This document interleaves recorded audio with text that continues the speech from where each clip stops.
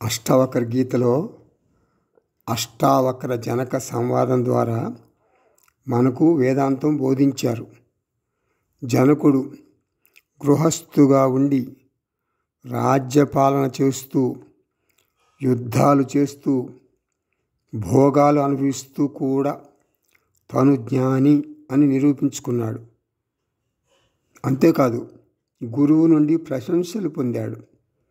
సాధారణంగా జ్ఞానులు అజ్ఞానులకు భిన్నంగా ఉంటారు అని అనుకుంటారు అందరూ. జనకుల్లో అటువంటి బాహ్య మార్పులు లేవు. జుట్టు జటలు కట్టలేదు, మరి జనకుడు కాషాయం కట్టలేదు. కాబట్టి మనకి ఏం అర్థం చేసుకోవాలి? అష్టావక్ర గీత ద్వారా మనం ఏం గ్రహించాలి? ఆశ్రమాన్ని బట్టి ఆత్మజ్ఞానం లేదు, ఆశ్రమాన్ని బట్టి ఆత్మజ్ఞానం రాదు.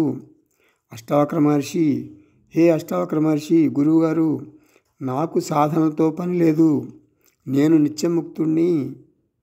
గతంలో, వర్తమానంలో, మరి భవిష్యత్తులో ఎప్పుడూ నేను ముక్తుణ్ణే.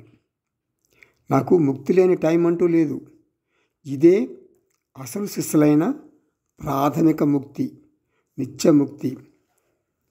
ఆత్మస్వరూపం మీద ఆధారపడిన ముక్తి, మనస్సు మీద ఆధారపడింది కాదు. మనస్సు మీద ఆధారపడిన ముక్తి ఏమిటి? జీవన్ముక్తి. జీవన్ముక్తిలో గ్రెడేషన్ ఉంటుంది. బ్రహ్మవిత్ వరహ, బ్రహ్మవిత్ వరీయాన్, బ్రహ్మవిత్ వరిష్ఠ, ఇలా 4 గ్రేడ్లు ఇచ్చింది శాస్త్రం. ఒడ్లు మరబట్టిస్తాం ఎందుకు?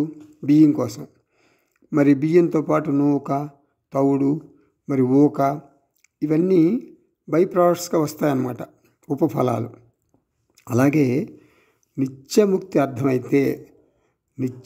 అర్థమైతే జీవన్ముక్తి, విదేహముక్తి నిత్యముక్తిలోనే ఉపఫలాలుగా ఇమిడి ఉంటాయి. మళ్ళీ చెబుతున్నా, నిత్యముక్తి కనుక మనకు బాగా అర్థమైతే జీవన్ముక్తి, విదేహముక్తి నిత్యముక్తిలోనే ఉపఫలాలుగా ఇమిడి ఉంటాయి, అంటే బై ప్రోడక్ట్స్గా ఇమిడి ఉంటాయి అని అర్థం.